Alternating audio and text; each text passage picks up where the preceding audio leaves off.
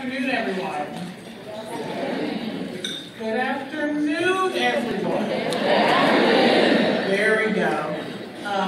As Shannon mentioned, I'm a family member, and so in support of that, I would like our youth members and our family members to stand so that you can be recognized as the rock stars that we are, and help our kids moving forward along with all the stakeholders in the room. So if you are a youth member here today, or you are a family partner, would you please stand so that we can recognize you?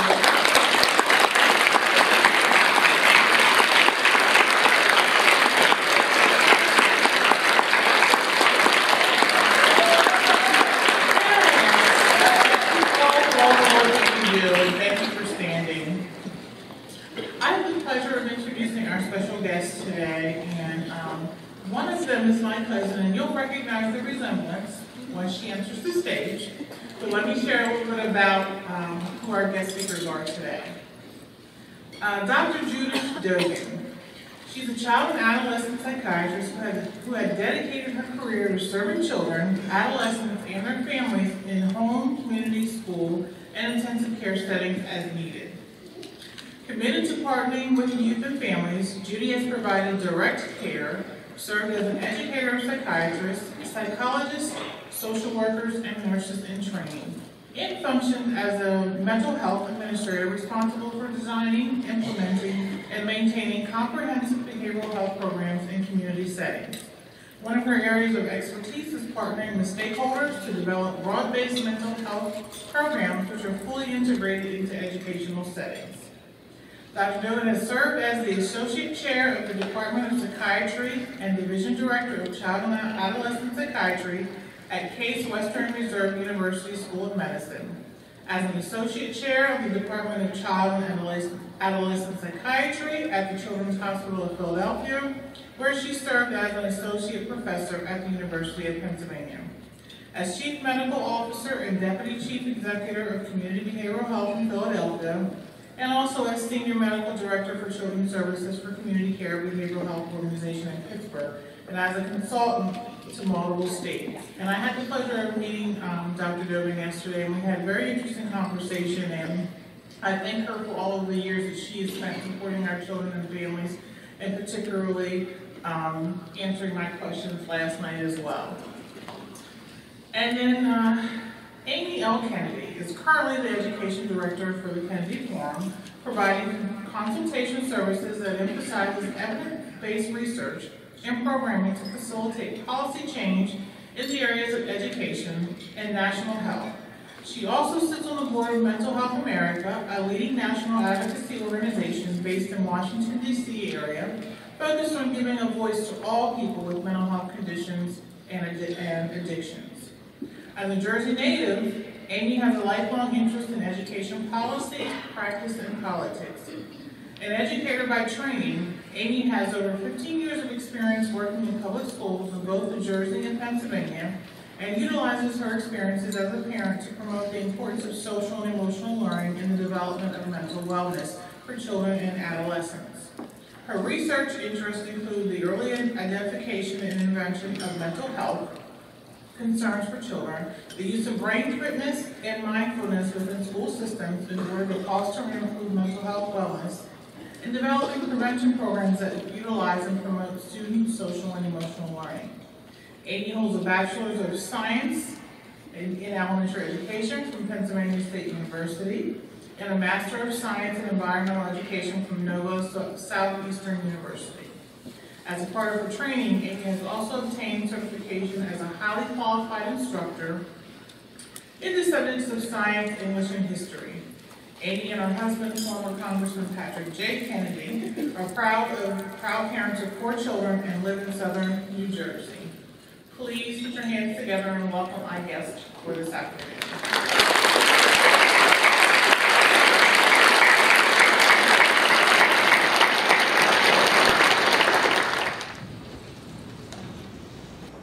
Good afternoon. Good afternoon. Little Thank you to Lisa for encouraging us to really be spirited. And Amy, thank you so much for joining us and for bringing your mother Lainey and your daughter Harper here. And my cousin Lisa. And yes, and your cousin Lisa. And thank you for your openness to tell us about your journey and the important projects that you're working on. Let's begin. Please tell us about your background and how you decided on a career in teaching. So part of the introduction, you heard I am a Penn State graduate. So coming back here was, if that doesn't get applause around here, then forget it. So I grew up in South Jersey, and both of my parents are retired teachers. So growing up in a house with teaching and conversation around the dinner table, always about what happened in the classroom that day, what was going on in their schools, on their team with their co-teachers, and they emphasize how much they love their career, how much they enjoyed the security and the stability of being a teacher. And so naturally I did not want to be a teacher at all. That was going to be my last choice until I came to Penn State, thought I would try something completely different, and as I took my first year courses, found myself drifting towards the College of Education. And it felt natural, things came easier to me, and I think it was the dialogue around my kitchen table that just predisposed me to what it would be like being in those courses and feeling really comfortable with what I was learning there. So, you know, it started with that, oh, a psychology class would be fun. Child psychology class sounds really great. That's interesting. And then maybe I'll take a few more of those. Maybe I'll do something else in that field. And I drifted right into the College of Education here at Penn State. But I didn't come to school knowing that's what I would do. But once I was here, it felt natural. It made perfect sense. It did. It really did. Now, as you reflect back, Yeah. certainly we understand the influence that having two parents as teachers had on your development. What do you think earlier childhood experiences had to do with your deciding to become a teacher? I really had a positive experience in school. I went to the same school that my mom taught at, so I felt really a part of that community.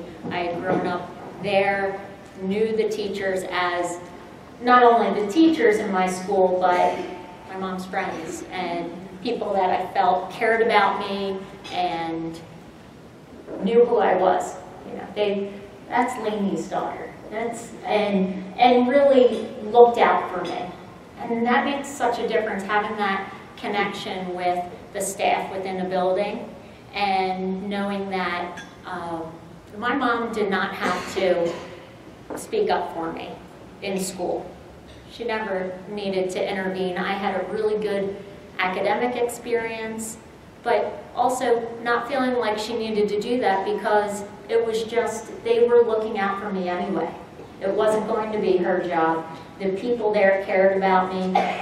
They were neighbors, they were friends, and I think that positive experience with school made a big difference for me in wanting to be part of education, because it was, there's so many people, parents who are intimidated to come into school to talk about their student, their child, because of their own experiences that were negative as a student.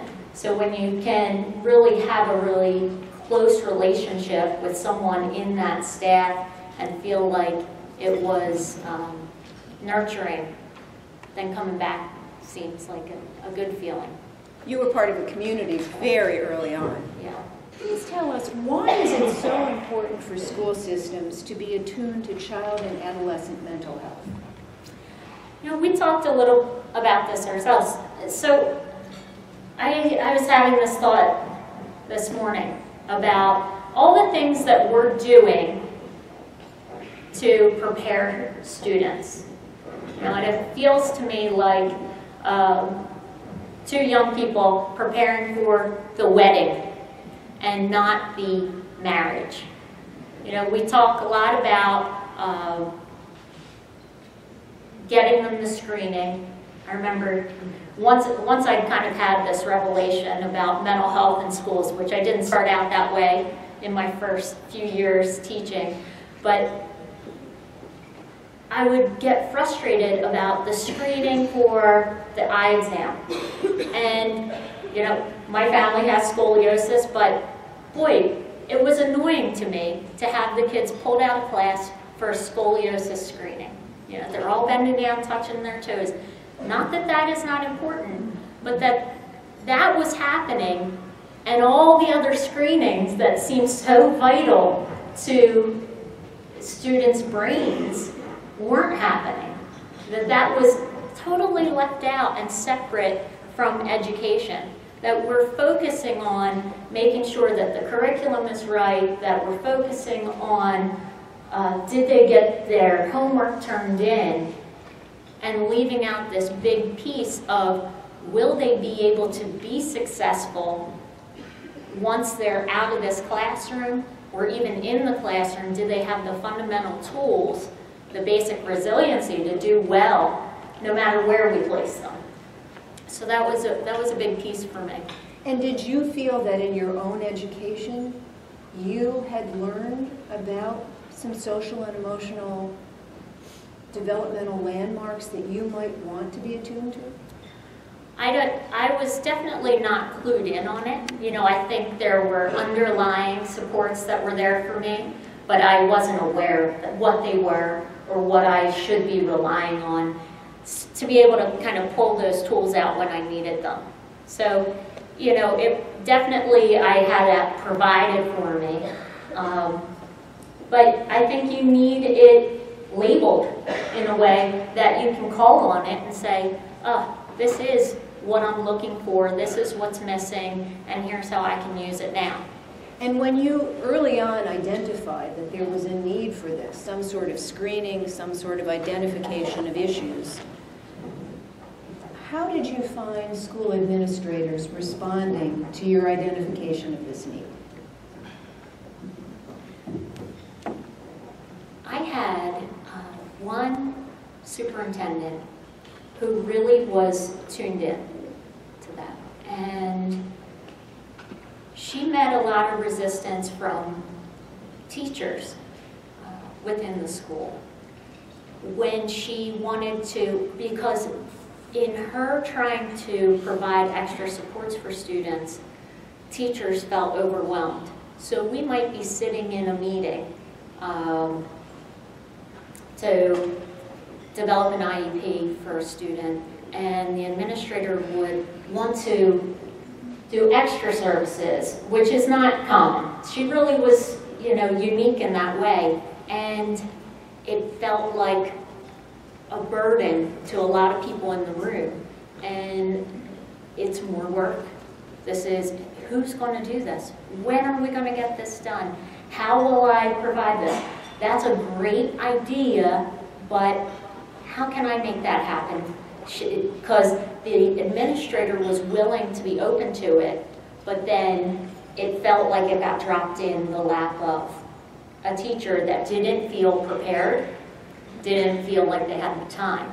So the administration, I didn't feel as much pushback from, of course, except for budget restraints and things like that. But I felt like the teachers, and I really understood why, didn't feel equipped to provide everything that they were being asked to do. I suspect there are some teachers in the room who might relate to this. Do we have any teachers who are with us today? One waving hand. So it clearly falls often to the classroom teacher to be responsible for intervening, supporting. And you were very fortunate to be in a situation in which your administrative team would identify what needed to be done. So tell us what you think needs to be in place to support classroom teachers. Well, the awareness. I didn't feel like, and I loved my education at Penn State, but when I left here, I didn't feel like I had the tools that I needed or had really had the training. So the first thing that I felt was missing was the teacher training. My very first year as a new teacher, I had a student that really had challenging behavior, and I handled it so poorly and really resorted to discipline. I'm raising my voice in class, it's disrupting the class, it's unsettling for that student, and I just didn't have the skills that I would even know. I was really good at the history content that I needed in my classroom, but I didn't have the skills for dealing with the student in my classroom, and there was nobody I could really ask for that help because it seemed like admitting that you were failing. And it's my first year and I'm being evaluated, and that's a scary thing. You don't want to send anyone to the office because then it shows that you don't have classroom control. And yet you don't want to ask other teachers what they're doing that's making it work, because you kind of are trying to find your place on your team where you are not the weak link, where the kids are walking all over you and you're feeling like you can't get it together. And so I actually had that same student in my class for 3 years. I moved up with the class, 6th grade, 7th grade, 8th grade, and I got mildly better at helping the situation from becoming more escalated. But it was far into my experience in teaching, and not until after I met Patrick, really to change my thinking on it. And I really felt like it was a lack of teacher training. I didn't have the continuing education in this area. I had continuing education in literacy in my content area, in test taking, right? We all had it in helping them do better on their standardized tests.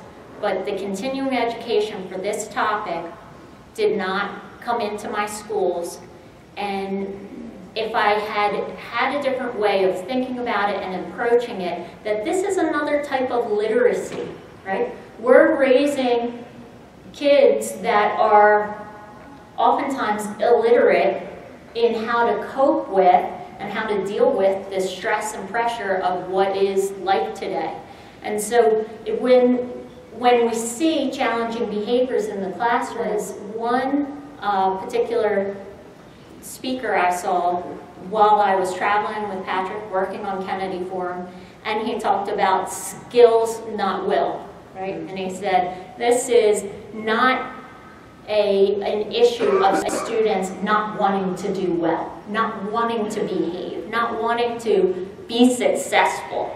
This is about, do they have those skills? Just like we talked about decoding with reading, do they have the skills for frustration tolerance and flexibility that maybe they need in this situation? So when I heard it framed that way and thought about, would we get so aggravated and frustrated in a classroom with a student who struggled with their reading as we are with somebody who's struggling with their behavior in the classroom?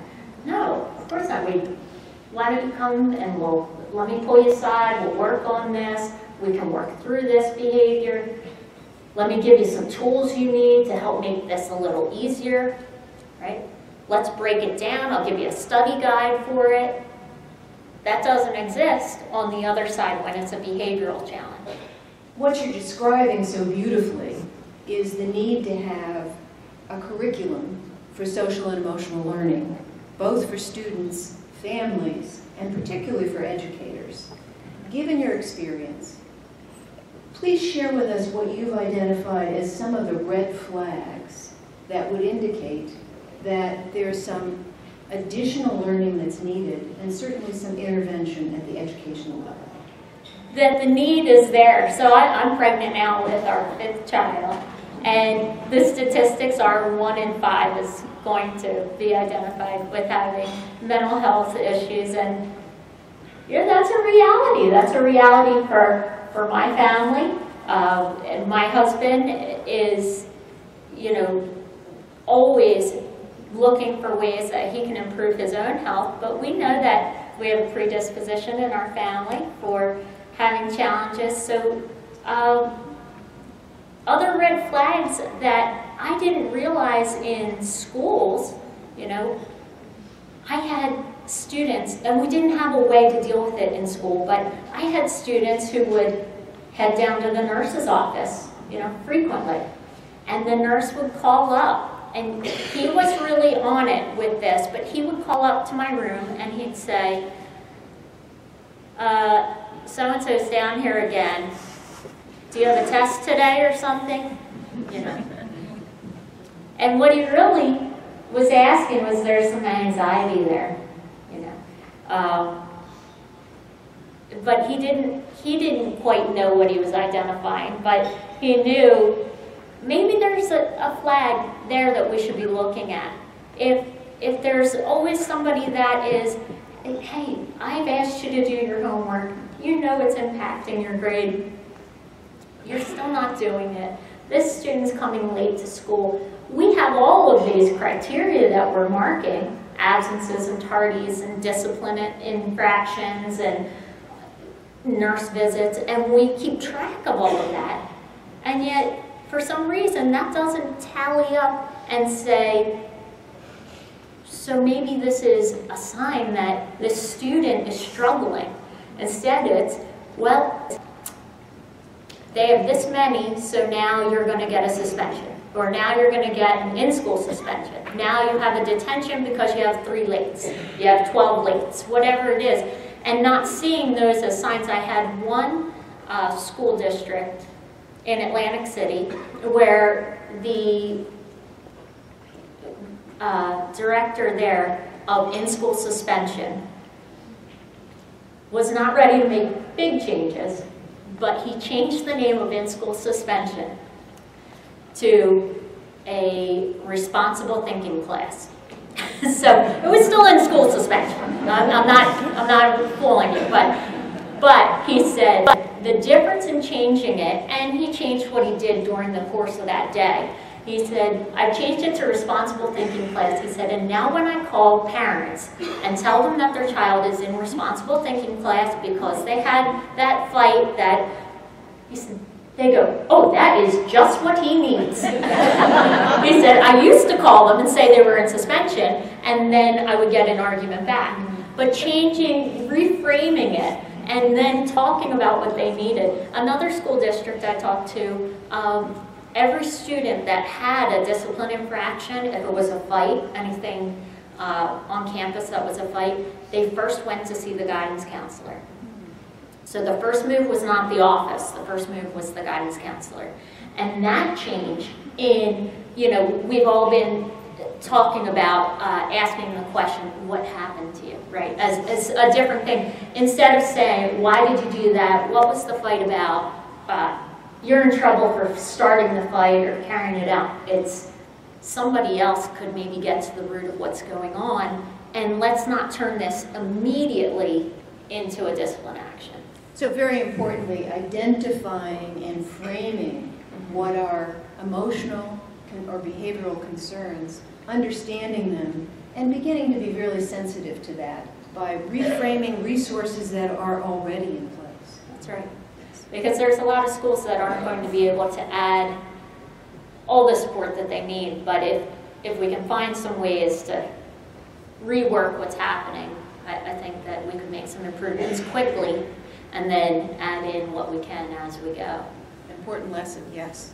So can you share a memorable experience that you had with a student suffering from mental illness?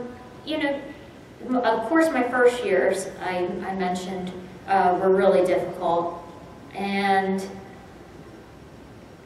it was probably, you know, about 7 or 8 years in that I had a student in my class, I had cousins in my class who were not turning in anything. No work, ever. Loved the kids. They were just nice as could be in class, They did whatever he asked while they were in school, and then they would go home and nothing happened. And you thought, what is going on here? I mean, I just could not make sense of why they seemed to really want to do well while they were in class, and yet they would come back and they were doing really poorly because I was factoring in homework as a percentage of their grade, and they didn't study, so then that was affecting their test scores. And I'm in a lunch, we had a different lunch schedule one day, and I said, what is going on with these kids?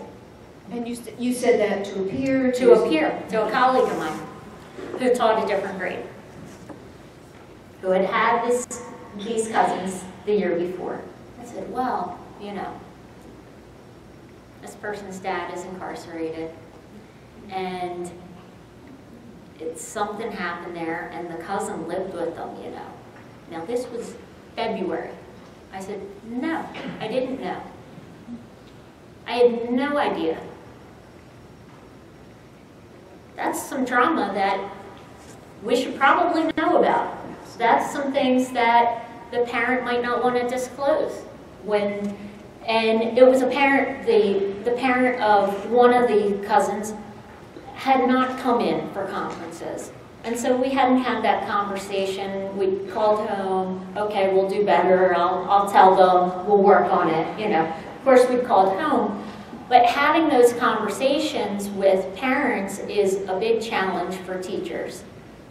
When we can identify that there's something going on, I feel like teachers really do see red flags, because you can see what's typical. You're seeing students all the time, and when you see behavior that's not typical, you don't always know how to express that to parents.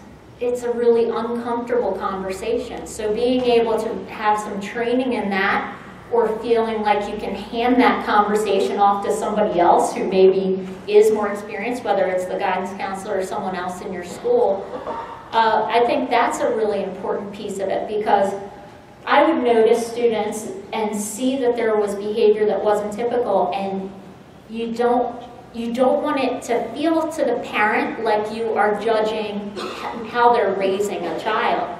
You just want to let them know you're concerned about something that's happening. So that, I think, is another important piece for... I think you've offered so much in that example. In part, I think it raises the question, what does a teacher do when parents are unavailable? What resources do you have to work to reach out to them, to engage them? What do you do when parents are available, but perhaps aren't sharing some of the details of what might be impacting a child's learning? So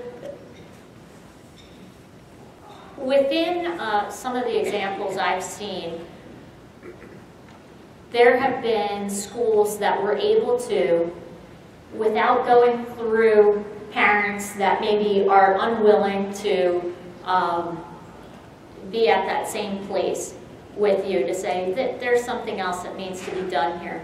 How do we kind of work around that and still get the students services that maybe they need, but we don't need to identify them or make them feel uncomfortable? How can we get them some resources?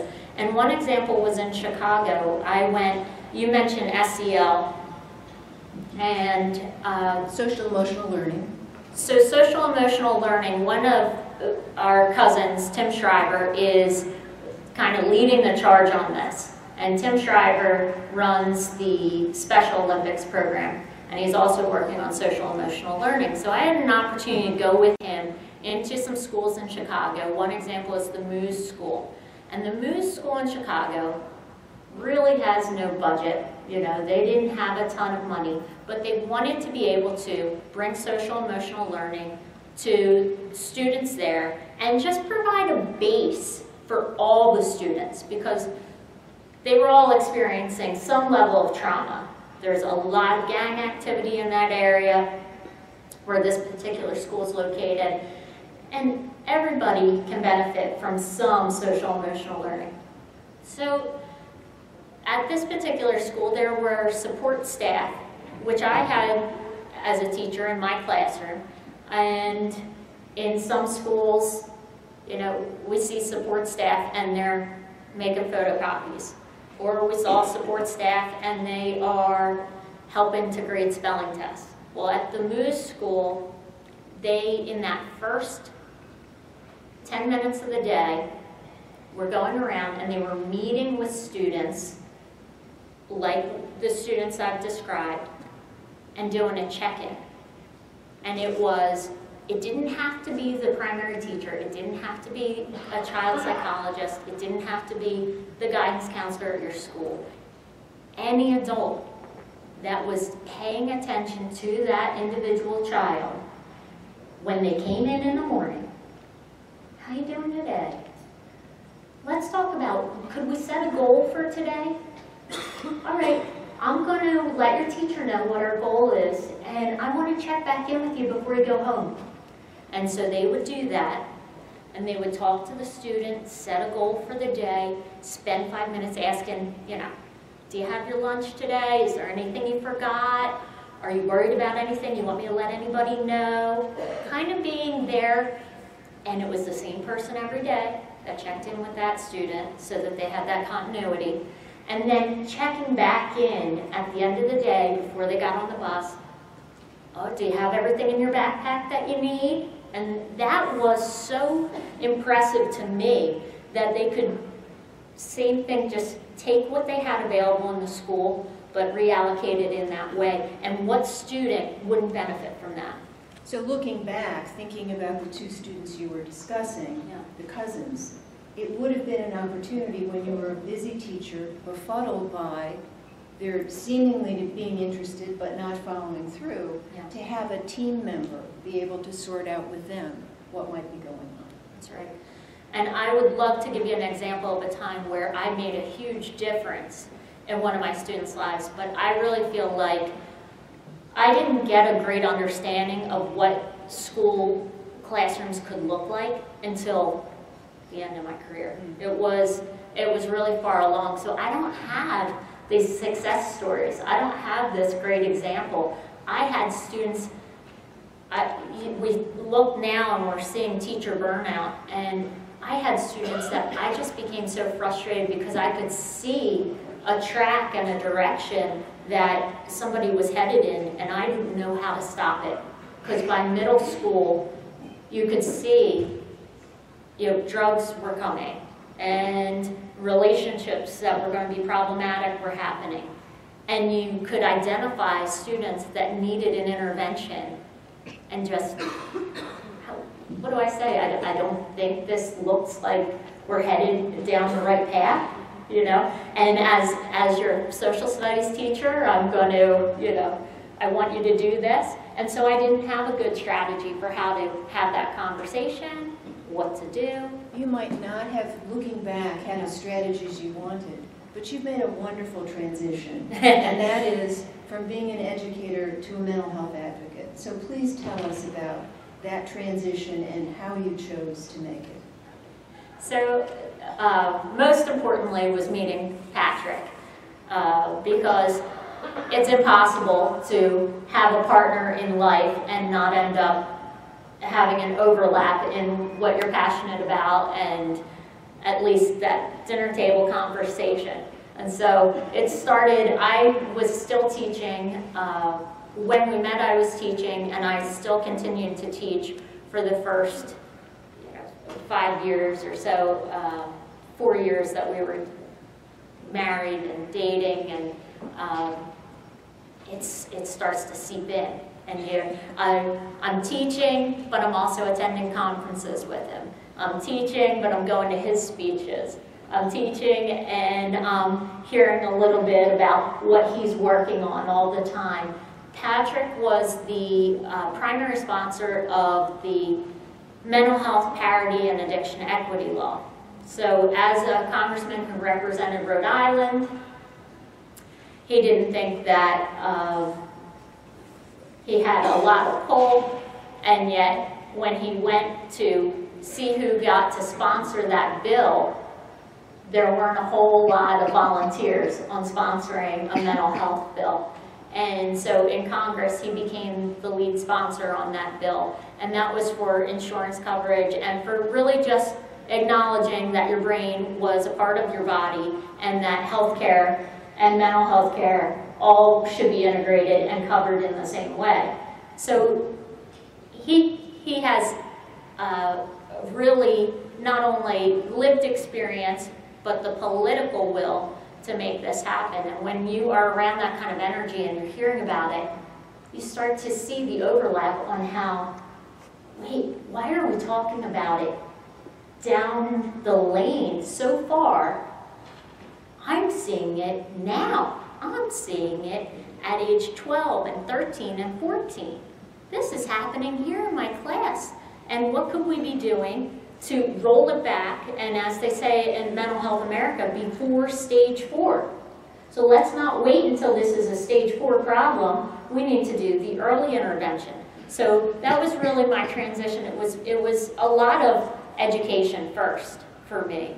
And then once you have the education, it's impossible not to see the connection between, you know, your brain and school.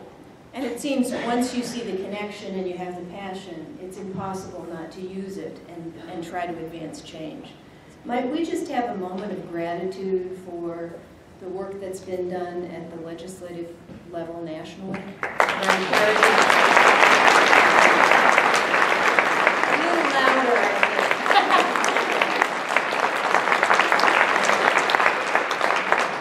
think. We're still working on the Paradis Fight, and I know many people in here know people who have had denials and have just the burden of the illness is not enough. It's the denials on top of it, and so it's still happening. That legislation was signed in 2008 under President Bush, and the work goes on to try and get it to be enacted at this point. Every state is being evaluated through Kennedy Forum on parity compliance. We have parity registry for denials where you can register, because if we don't know that people are still being denied and at what rate the denials are happening, and there's not transparency all the time on this, but to be able to make that happen so that people know there are paths forward, this shouldn't be the case, and how do we make getting access to care easier and more consistent, I think. So when your slides are posted, access to the Kennedy Forum will be available, so spread the word about how important it is to give examples of lack of parity.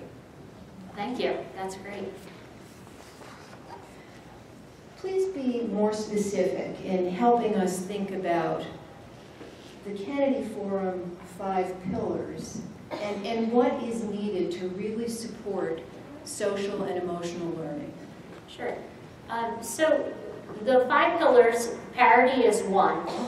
And education, we talk about technology because this field is taking off with all of our, we don't have, as you all know, enough providers and enough for, particularly for children. So Judy's doing really important work, and if you saw NBC Nightly News, you saw 8,300 for a population of 17 million that are needing treatment, and the technology that we can bring into the schools or into our labs to be able to have a broader reach is going to be key.